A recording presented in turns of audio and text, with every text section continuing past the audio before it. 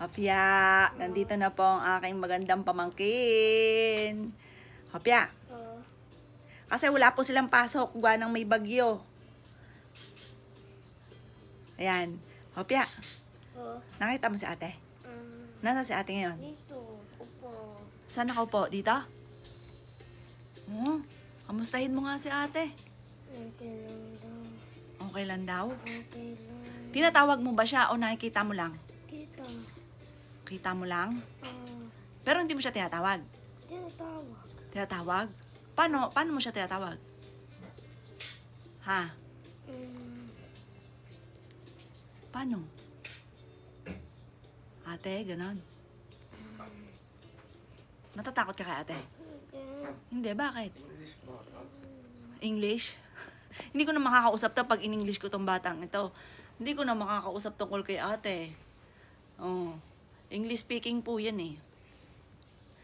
Si ate nakakausap mo na English? Ha? Si ate nakakausap mo na English? Hindi niya makakausap na English yan. Hindi naman English speaking yun. Nilayasan na ako. Umalis na yung bata. Hopya, may tatanong pa ako sa'yo. Halika. Hopya. Hopya. Umalis.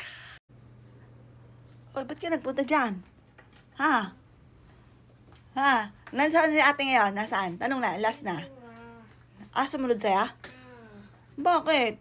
Ayaw niya akong makausap ni ate. Ha? Ayaw ko na ate makausap? Ha? Ayaw? Ha? Ayaw ko na ate makausap? Ha? O gusto?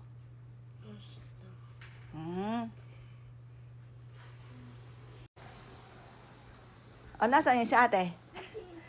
Sumusunod din sa'yo? Nanonood ba siya sa'yo? Ha? Yan, sa klase ang aking pamangkin ay nakukulitan na sa akin. Ayan si ate, siguro tawa yan ng tawa. Ganun po yan eh. Si tawa po yan eh.